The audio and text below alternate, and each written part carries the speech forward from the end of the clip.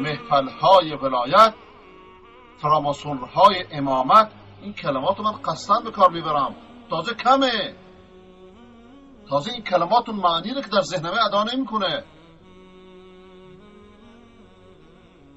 ویران، ولذا بنده اسم کتاب خودم گذاشتم ویرانگران مدعی تشیع داره، ویرانگری های مدعیان تشیع در اسلام. ویرانگری هاشون در طول تاریخ، در زمینه عقیده، در زمینه دین، در زمینه تاریخ، در زمینه تحریف احادیث، تحریف روایت ها، که امثال سلمان رشدی و امثال نمیدونم اینی که کاریکاتور بر پیامبر اسلام صلی الله علیه و آله کشی، امثال اینها 1/1000 اینا نیستن. 1/1000 کلینی و مجلسی و خمینی و سیستانی و اینا نمیتونن باشد اصلا.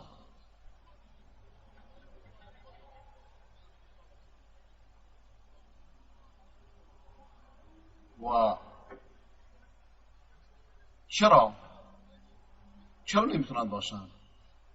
برای که اینها حداقل 1000 ساله سابقه تاریخی دارن، 1000 ساله با ریموت کنترل دارن اداره میشن، هم در میدان سیاسی و هم در میدان عقیدتی. و اصل اینه چون عقیده از بیرون با ریموت کنترل اداره شده، کاشته شده، مواضع سیاسیشون هم خود به خود مطابقت داره. کاش که این حرف فهمیده میشد، کاش که من زبانی میداشتم که این حرف عام فهم میکردم.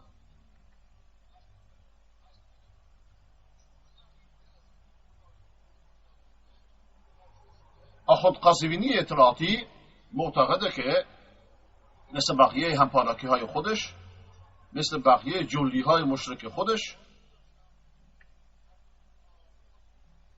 که بله علی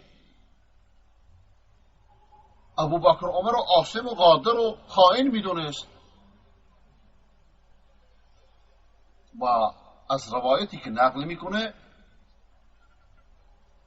مثل همین بازی هایی که اسلام ستیزان، ملحدان، دین ستیزان با قرآن میکنن، با هر کتابی میشه بازی کرده. آقا انسان اگر صدق نداشته باشه، 1 کینه و بغض داشته باشه، 2 با همه چی میشه بازی کرد.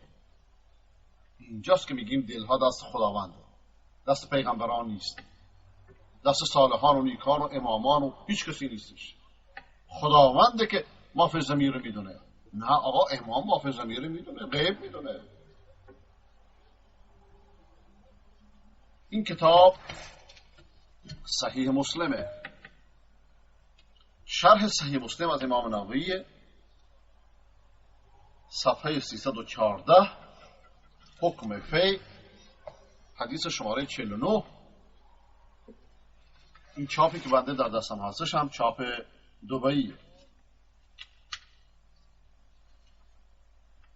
دار ابی حیان، در چاپ اولش 1415 چاپ شده یا 1995 میلادی.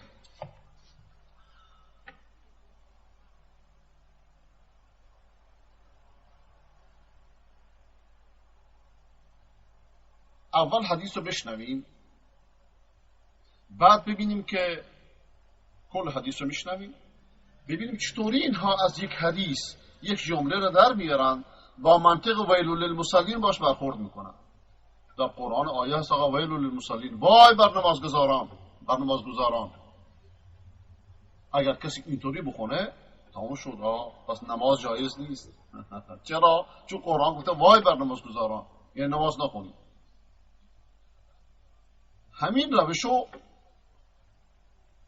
اینها با سنت میکنن، با قسمت دوم وحی، با سیره پیغمبر، با سخنان پیغمبر. و به جای اینکه بگن که سخنان پیغمبر شارح قرآنه، میگن نه آقا، قرآن بدون اهل بیت قرآن نیست. کفری بالاتر از این، زندقی بالاتر از این، مکری بالاتر از این، جهالتی بالاتر از این. و ابلیس با همه بازی میکنه.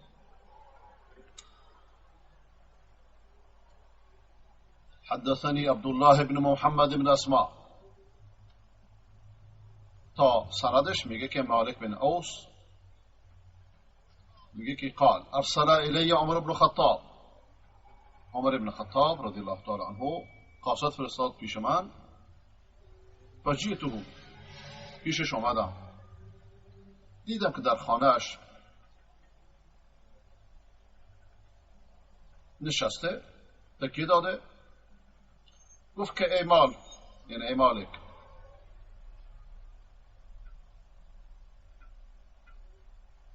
بعضی از خانه های قومت، ساکنان قومت اومدن و من یه مالی بهشون دادم، این مال رو بردار بینشون تقسیم کن. قلت له امرت به هذا غیری، اگر کسی دیگه رو دست این کار رو به عهده کسی دیگه بذاری، گفت نه یا مالک اینو بگیر. میگه در این حال بودیم ما که یرفع حاجب عمر، دربان عمر اومد و هل لك یا امیر المؤمنین، اجازه میدید امیر المؤمنین. اولین باری که امیر المؤمنین اطلاق شد افرادی بودند از به ابوبکر رضی الله تعالی عنه. امیر المؤمنین گفته نشد. چرا؟ چون جانشین پیغمبر بود، خلیفه یعنی جانشین. بعدش بعد که ابوبکر فوت کرد، عمر رو که انتخاب کردن بگن خلیفت رسول الله، خود سخت میشه، همش دنبال دار میشه، مخصوصا برای بعدی ها دنبال مصطلحی میگشتن. گروهی از عراق اومدن گفتن ای امیر المؤمنین، گفت این اسم خوبیه، این اسم بهتره تا خلیفت رسول الله که عملا ممکن نیست. شما تصور کنید بعد از ده نسل چه بشه. برای اولین بار کلمه امیر المؤمنین به عمر بن خطاب رضی الله تعالی عنه اطلاق شد. آقایان خوششون نمیاد؟ نخیر آقا، بازی دیگه. حاجبش یرفع اومد گفت که امیر المؤمنین عثمان و عبدالرحمن بن عوف و زبیر و سعد میخوان داخل شدن، اجازه میدید؟ گفت بله. اونا داخل شدن.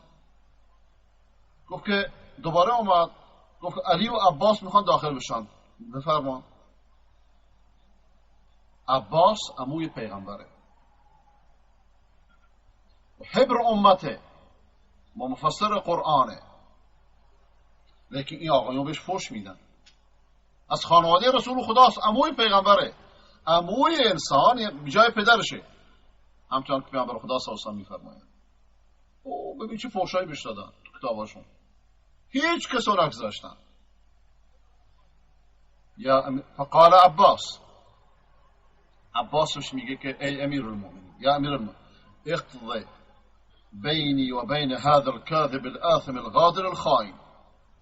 ای امیر المؤمنین، بین من و بین این کاذب گناهکار غدار خائن قضاوت کن. به کی میگه؟ به علی همراهشه. فقال القوم اجل یا امیر المؤمنین، مردم گفتن که امیر المؤمنین بله، بینشون قضاوت کن و اونها رو راحت کن. عمر گفت که اتعدا، آرام باشید، آرام باشید. انشدکم بالله الذی باذنه تقوم السماء والارض، من شما را به خدایی قسم میدهم که آسمان و زمین به اذن او قائمه. آیا میدانید که اتعلمون ان رسول الله صلی الله علیه وسلم قال لا نورث ما ترکناه صدقه، در روایت ما نورث. آیا میدونید که پیامبر گفته که ما ارث به جا نمیگذاریم، اون چرا میذاریم؟ صدقه. قالوا نعم، گفتن بله، یعنی حرفتون درسته. این به مردم. دوباره رو کرد به علی و عباس، قال انشدکم بالله الذی باذنه تقوم السماء والارض، شما دو نفر رو به خدایی قسم میدم که آسمان ها و زمین به اذنش قائمه. آقا به اذن خداوند؟ نه آقا، امام فوت کنه باید میبره. مقدمیدن در امام که امروزه من به اینها میگم مدعی تشیع. چرا؟ اینا تشیع بوی نبردن. تشیع آقا محبت علیه، دوستی علیه، نه غلو در علی. نه شیعه نیستن، دروغ میگن. من وقتی بینم کسی بگه شیعه، به شیعیان اهانت کرده. به شیعیان راستین که پیرو علی هستند، همان دینی رو دارند که علی داشته، بهش اهانت کردن. مثل کسی که زندیق ملحده بگه سنی یا وهابی یا فلان یا مسلمان ببخشید، عامتر باشید. این اهانت بر ماه.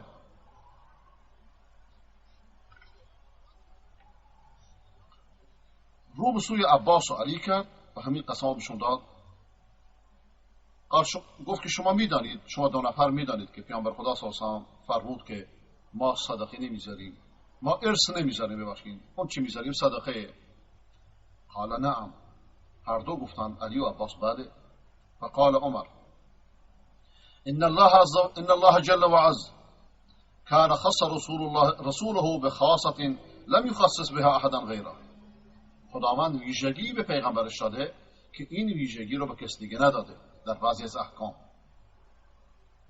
این آیه رو خون.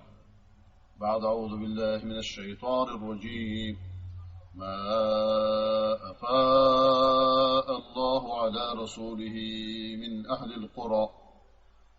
اهل القرى فلله وللرسول. اون چی از پی که خداوند نصیب پیامبرش کرده از اهل قرى، اینجا مقصود قریه های بنی قریظه و بنی قینقاع، که اینها بدون جنگ به دست اومد. امروز روباهان مدعی روشنفکری که دم تکون میدن با این چیزها بازی میکنند که سردستهشون علی دشتیه، فرامسور مشهور. فعلا بنده در این مورد چون زیاد حرف زده هم حرف نمیزنم. و خداوند این ویژگی رو بهش داده و رسول خدا صلی الله علیه و سلم اموال بنی نظیر رو بین شما تقسیم کرد و هیچ کسی رو برتری نداد و بدون شما هم مال رو نگرفت تا اینکه این مال باقی موند. و یعنی فدک. و رسول خدا صلی الله علیه و سلم، دوستان الان زنگ نزنید، بی خود وقتون طرف نکنید. رسول خدا صلی الله علیه و سلم خرج یک سالشو از این مال برمی داشت، بعد هم مثل بقیه مال بهش اونو مصرف میکرد. خرج یعنی در راه خدا، در جهاد، در سلاح. آخونده خمسی که از مسلمان ها میگیرن، از شیعیان میگیرن، در چه راهی مصرف میکنن؟ حد اکثرش در ترور. هیچ آخوندی خمس داده؟ با وجود خمس دادن حرامه، خمس گرفتن حرامه، یک سخته، یک رباه، یک دزدیه. خمس مال غنایم جنگیه. اینا همه شیعیان رو غنایم جنگی میدونن، لیکن دروغ میگن. طرز تفکرشون اینه، اونی که داخل اندیشهشون اینه. بلکه زمین و زمان مال امام زمانه. نه،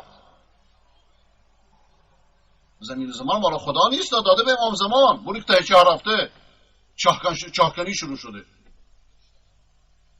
نه مسخره نیست، اینا تشیعه. آل بیت اینجوری. علی چند تا چاهکن؟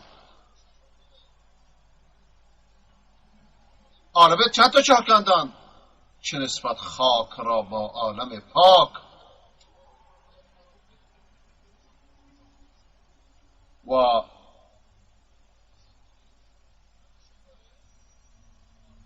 بله همین مال رو گرفت، لیکن چنان خرج میکرد پیغمبر که وقتی فوت کرد سپرش پیش یک نفر همشهری یهودیش در گرو بود.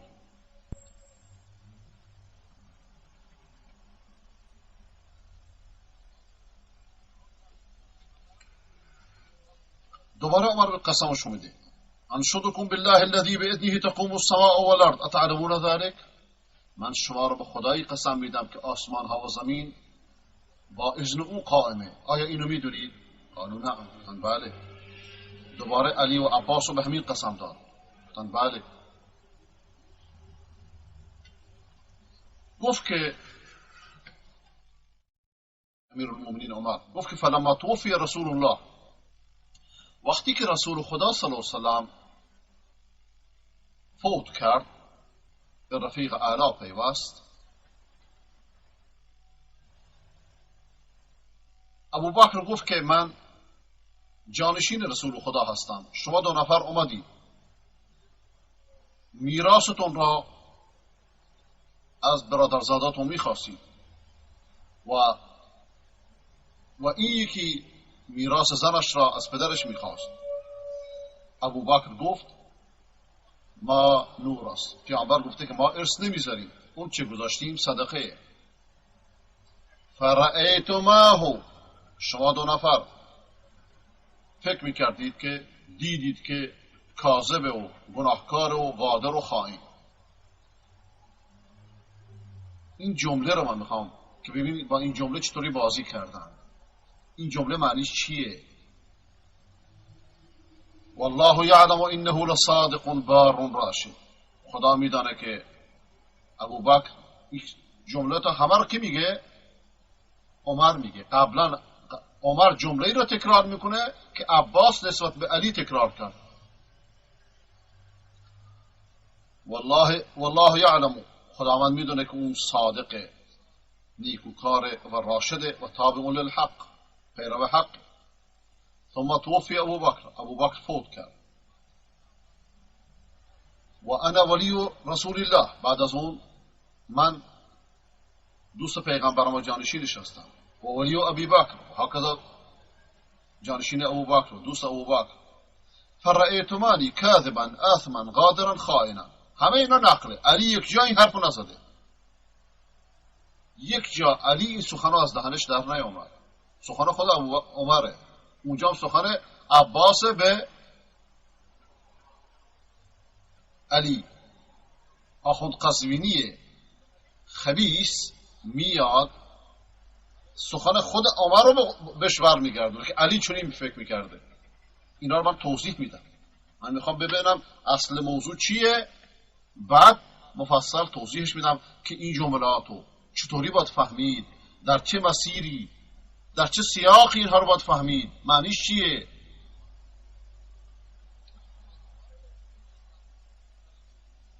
والله فرأیتمانی کاذبا آثما غادرا خائنا والله یعلم، خداوند میدونه که انی لصادق بار راشد تابع للحق. خدا میدونه که من صادقم، راستگو هستم، نیکوکار هستم، راشد هستم و تابع حقم و متولی این امر شدم. ثم جئتنی انت و هذا، تو و این اومدی، علی و عباس، و انتما جمیع، شما همتون یه جا، و امرکما واحد، در یک کلمه متحدید. فقلتما، شما دو نفر گفتید که ادفعها الینا، اینو این مالو بده ما، این فدکو بده ما. فقلتو، گفتم ان شئتم دفعتها الیکما على ان علیکما عهد الله ان تعمل فيها بالذي كان يعمل رسول الله صلی الله علیه وسلم. اگر خواستید من اونو به شما میدم، لیکن عهد و پیمان خدا بر شماست که همچنان که رسول خدا صلی الله علیه وسلم به آن تصرف میکرده شما چنین تصرف کنید. یعنی اختلاف نظرشون در متولی بودن این موضوعه، نه اینکه مال خودشون باشه. یعنی هر دوشون حرصشون بر اینه آنچنان که پیغمبر در این مال تصرف کرده، مال فی اینچنین متصرف بشن، اینچنین مصرفش کنن، اینچنین خرجش کنن.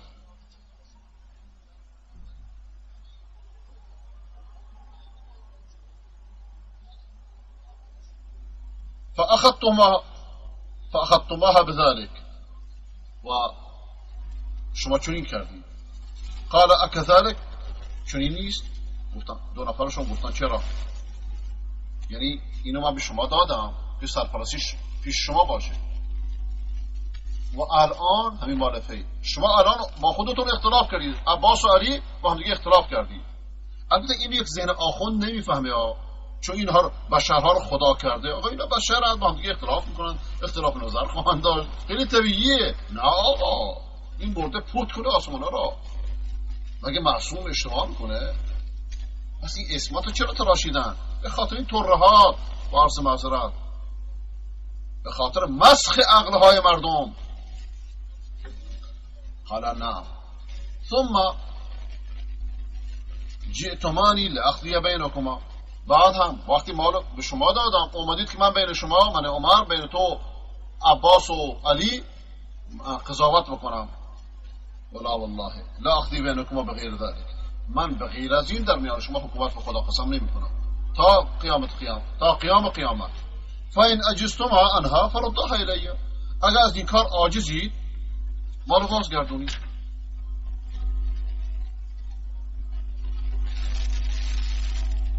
اینجا چند مطلب وجود داره.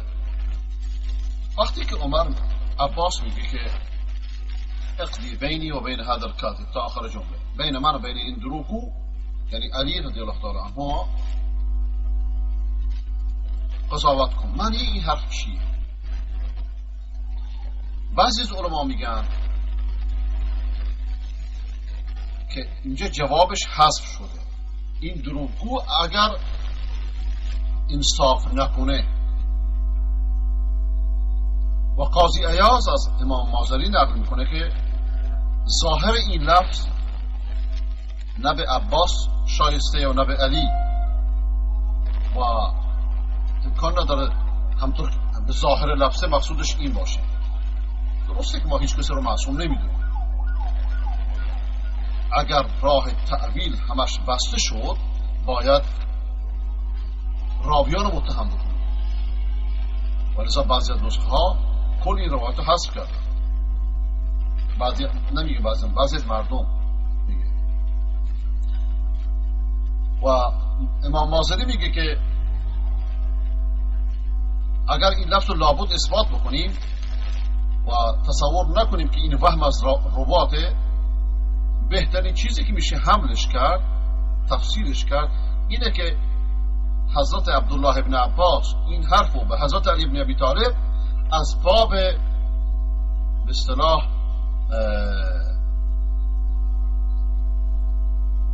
ناز و دلال میاره اینو، بلکه اون پسرموشه بابا مثل این دروغگوی کاذب و خائن اینجوری مقصودش اینه، بلکه علی به منزله فرزندشه. یا اینکه میخواد اونو از چنین اشتباه دور نگه داره. و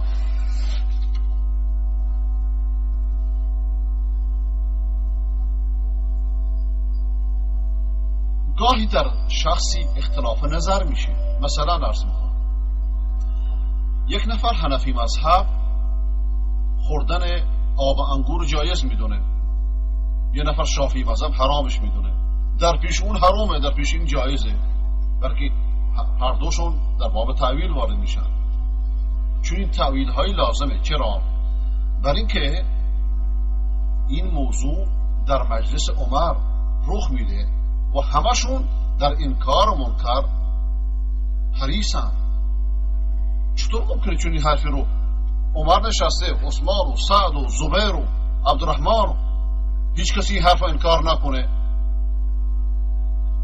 از قرائن باید فهمیدی حرفا رو، بلکه از قرینه حال اونها فهمیدند که مقصودش سخن ظاهرش نیست. همچنان که ابو عمر نسبت به خودش میگه که شما رایتون نسبت من چنین چنانه.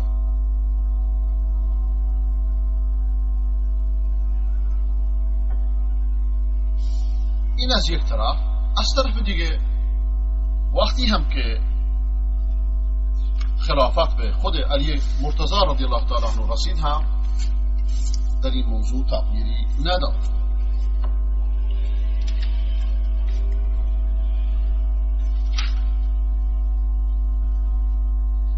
به فرض صحت ظاهر کلام، اولا پس اصل این سخن مال عباس و علی، ببخشید مال عباس و عمر، علی چون سخنی نگفت که آخوند قزوینی بیاد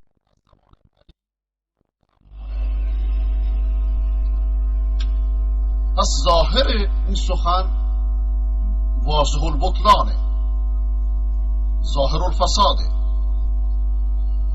اگر محمول به ظاهرش باشه حکم به افضلیت اونها متأخره. علی رضی الله تعالی عنه بارها از اونها تعریف کرده، پس این کلمه‌ش رو نسخ کرده، این رای ازش دست برداشته. وقتی شما در میان همچنان که اصولی ها میگن در میان دو رأی، دو قول، دو فتوای یک مجتهد، یک فقیه، یک مذهب نمیتونید جمع کنید، قول متأخر قول متقدم رو نسخ میکنه. و اون چی که دلالت بر این مطلب میکنه و این تعویل قوی میکنه اینه که عمر بن خطاب ناراحتی علی و عباس رو به همان عبارتهایی ذکر کرد نسبت به ابوبکر که خودش اون حرفا رو نسبت به خودش ذکر کرد. که این نقطه‌ای که درش بود اینه که ممکنه ناراحتی شما، دلرنجی شما از اختلاف رأی باشه، از بدفهمی باشه، یا عجله در حکم باشه، که همه اینها نیاز به این سبب و شرط نداره. و محور دیگری که وجود داره اینه که انسان در حالت عصبانیت ازش چیزی صادر میشه که در حالت عادی ازش صادر نمیشه. هیچ کدوم اینا معصوم نیستن. ولذا پیامبر میفرماد که حتی قاضی در وقت عصبانیت قضاوت نکنه، بلکه انبیایی که نسبت به تبلیغ وحی معصومن از غضب و عصبانی بودن محفوظ نیستن. حضرت موسی کلیم الله علیه السلام پیغمبر خداست و وقتی که عصبانی شد اونم به خاطر خداوند عصبانی شد، گرفت همین سامری ها رو دید، همین ولایت تراشان رو دید، شخصی بلند شد ولایت گاو تراشید، گاو پرستی رو شروع کرد. خب اگر علی قبر پرستان رو میدید چیکار میکرد؟ اینهایی که امروز به نام علی قبر پرستی میکنند ملتی رو غارت کرده اند، کشوری رو غارت کرده اند، منطقه‌ای رو با آتش کشیده اند و اینها رهروان، این جمله ما بفهمید، رهروان نقشه های همان گوساله پرستان اند. کاش که این جمله فهمیده بشه.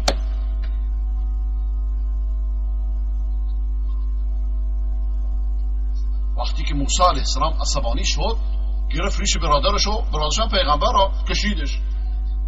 چرا اینو معنا نکردی؟ پس اینجاست که اهل سنت، اهل روایت، اهل حدیث، اهل کتاب و قرآن، اهل توحید میگن که یک قاعده درست کردن که وقتی هم عصران، هم زمانها در یک چیزی اختلاف کردن، وقتی که فضلشون متیقنه، بزرگیشون متیقنه، در میانشون از امور دنیا اختلافاتی پیش میاد، چه تعصب‌های مذهبی باشه چه امور دنیا باشه، باید این اختلافات انداخت کنار. این اختلافات رو انداخت کنار، نباید نقلشون کرد.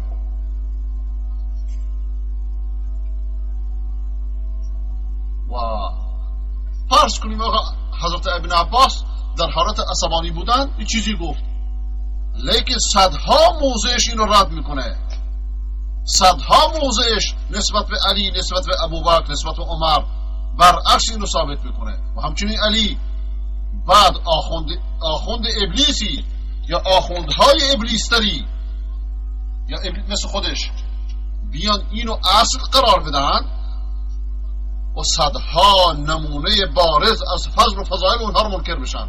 اینها آیا رقاصان همون گوساله پرستان نیستن؟ رقاصان سبعیه نیستن؟ و امروز بازیگران و بازیکنان و هنرپیشه های همون ویرانگران نیستن؟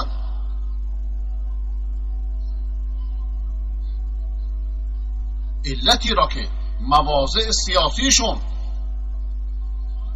با هم مطابقه به خاطر مواضع عقیدتیشونه که از یک آبشخور اومده بیرون.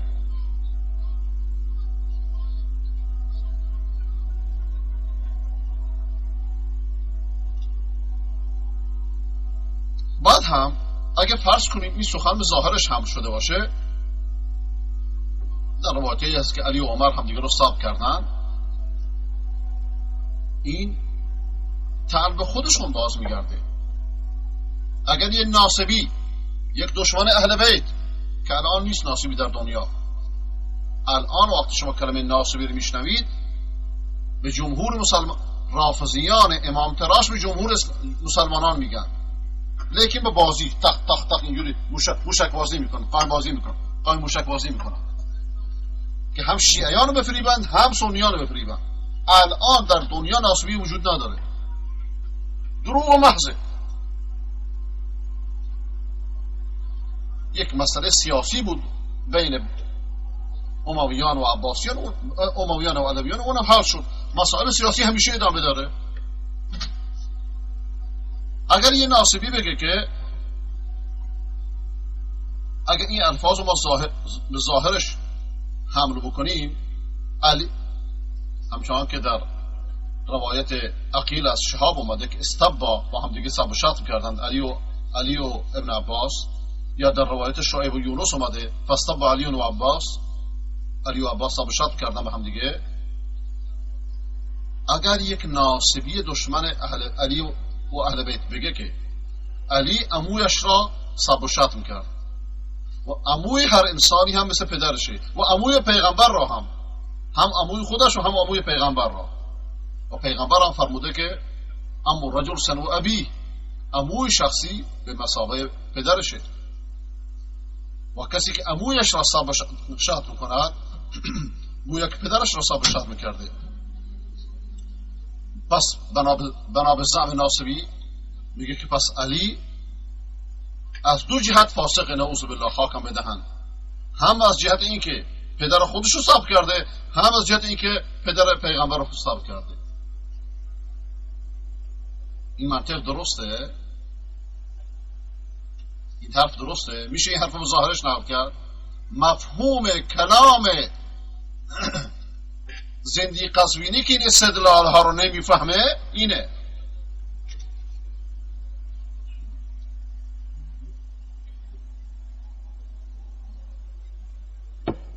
و از طرف دیگه از کمال ایمان و از کمال اخلاق هم در علی و هم در عباس ما اون چرا که سراغ داریم مانع که این حرفا رو به ظاهرش حمل کنیم. چرا؟ برای که پیامبر فرمودن لیس المؤمن بالطعان ولا اللعان ولا الفاحش ولا البذیء، مؤمن سباب و شتام و طعان نیست. بیا درست کن. سب و شتمهایی را که در کتب مدعیان تشیع، آخوندهای رافضی، قبر پرستان، امام پرستان اگه اینا رو جمع بکنید، همین یک حدیث پیغمبر بر رد کردن کل اینها کافیه. آقا تاریخ اسلام پر از سب و شتم کردن، تمام حکومت‌های اسلامی، تمام مذاهب اسلامی در هیچ عصری. یکی از آقایونی که در عراق بوده کتابی نوشته، از دوستانمونه، ثابت کرده که در هیچ عصری نیست که مدعیان ولایت همه مسلمانان رو تکفیر کردن، در هیچ عصری ها، لیکن با قائم موشک بازی. هر که به امامت معتقد نباشه مؤمن نیست. خب امامتی که ابن سبا درست کرده، امامتی که در قرآن نیست، ولایتی که در قرآن نیست، پیغمبر نیست، خود علی بهش اعتقاد نداشته و تازه کتاب خود علی هم درش چیزی نیست. کتاب خود علی درش حرفی از امامت نیست، کتابی که بهش منسوبه، در صحیفه سجادی هم درش نیست. پس چرا مردم بدبخت کردید؟ خمس میخوایم نه؟ مگه ما دیروز دوران زردشت خمس نمیگرفتیم؟ پدر مردم رو در نیاوردیم؟ الان از چاه مغان سر در آوردیم، فقط امامه رو عوض کردیم، شکل سمایل رو عوض کردیم، ما همونیم. مسئله اینه. اگر این مسئله فهمیده نشه، آخوندیسم و ولایت فهمیده نمیشه. اینا ویرانگران تاریخن، در لباس تشیع خودشونو قائم کردند. مگه فراماسون‌ها چیکار میکنن؟ مگر اینهایی که من نمیخوام الان سراغ ادیان دیگه برم، میخوام شرایط تلویزیون رو رعایت کنم. کشور رو به این بدبختی دچار کردن، در عمل مگه همین کارا نکردن؟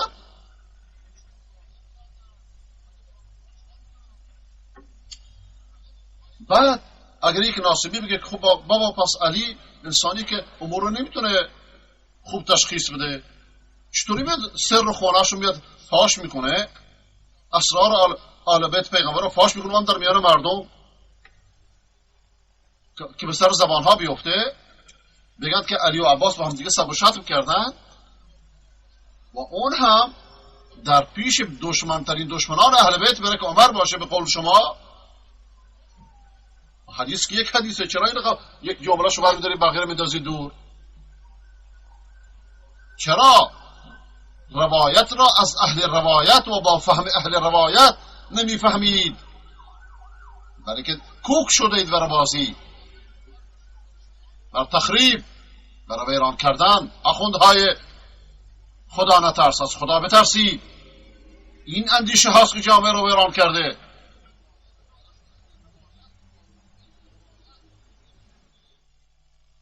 و قزوین زندیق، گوشاتو باز کن. تلویزیون سلام، اطلاعاتی سلام، گوشاتو رو باز کنید.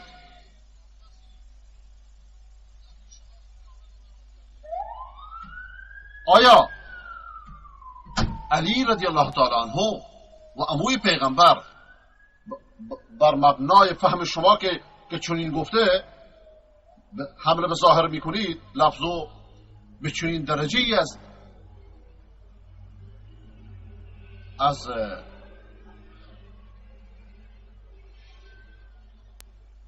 سب و شتم رسیدند که یک انسان عادی، یک ملای عادی از این کار ابا میکنه، بعدم میان در مقابل قاضی که تمام وسایل قتل در برابرش هستش، به قول شما اسم و گناه و خیانت و زور قدر و جور و ظلم، شرط قاضی اینه که عادل باشه. اینهایی که این شرطایی که در عمر هستش بنا به افتراهای شما، خب چطور علی آمده پیشون قضاوت بکنه؟ عموی پیغمبر پیشون آمده قضاوت بکنه؟ اینا بازی به الفاظ نیست. بلکه یک عامی مسلمان و غیر مسلمان هم این کارو نمیکنه. تا چه برسه به علی مرتضی، تا چه برسه به داماد پیغمبر، شوهر بطول، قاضی ترین قاضیان صحابه.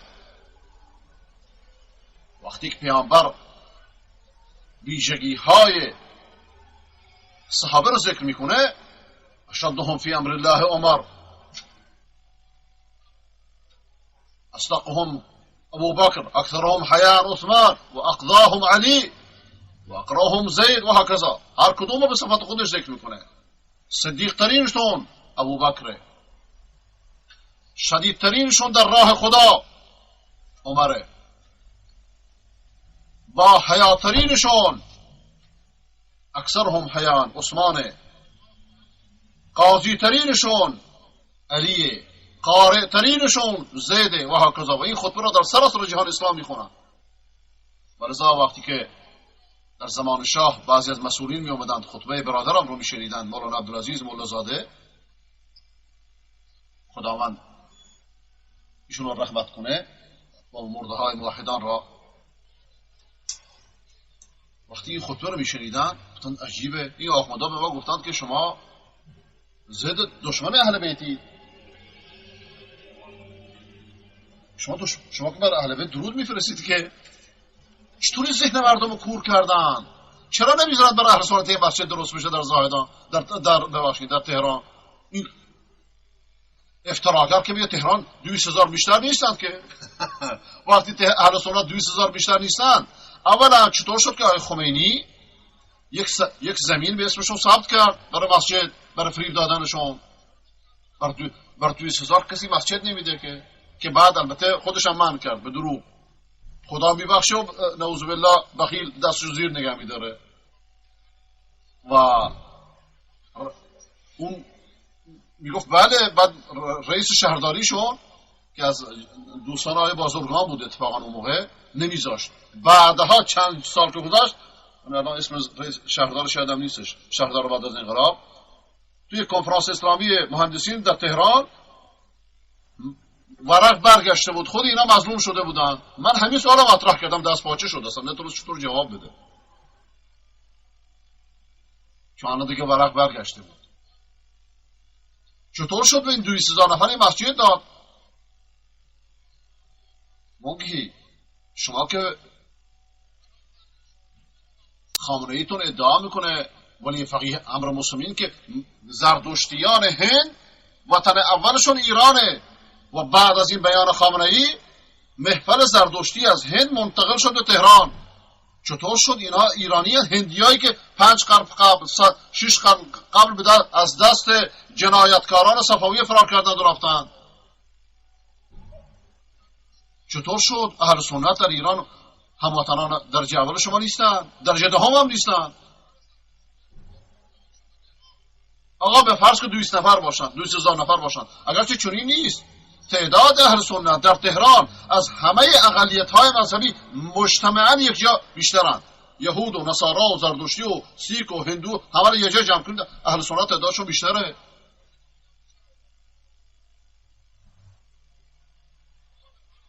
پس چرا میترسید؟ قول مولانا عبدالعزیز میگفت ما یه سوپرمارکت باز کنیم در تهران، اینا میترسن. بلکه مردم میبینن که این اختلافات علکیه. آقا مردم عقل دارن، شیعیان عقل دارن، عموم مردم میگم.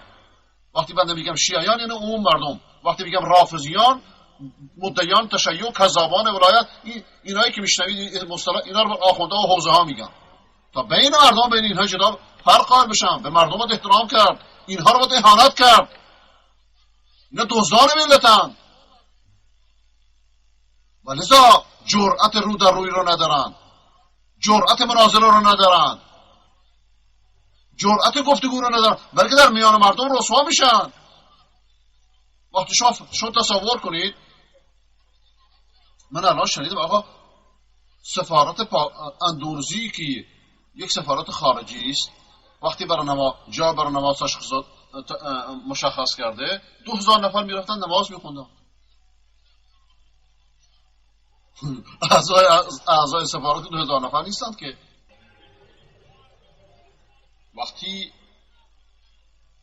مردم میان میبینند که این اختلافات الکیه، حقیقت نداره،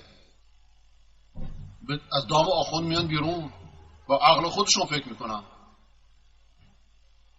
تمام اختلافاتی که آخوندها ازش دم میزنن، روزه میخونن، زنجیر میزنن، فتنه هایی که در میان مسلمانان میندازن، همش دروغه، همش دروغ محض. همچنان که این جمله رو براتون شرح دادم. ببینید که با یک حدیث چطوری بازی میکنن، با روایت ها، با تاریخ، با قرآن، با سنت. چرا چنین بازی میکنن؟ اولا برای کسانی که اینها رو کاشته اند در اسلام هدفشون همین بوده، برای که ما رو در داخل مشغول کنند، چه در میدان سیاست چه در میدان اندیشه. و الا باور کنید من این کوشش هایی رو که اعوذ بالله از کلمه من ما، این کوشش هایی رو که در رد آخوندها، خرافاتشون، شرکشون، بدعتشون انجام میدم، اگه در راه دعوت اسلامی انجام میدادم در مغرب زمین بسیار بسیار مثمر و ثمرتر بود. لیکن کشور ما داره میسوزه و اینجاست که بنده فکر میکنم که اینا مهمتره.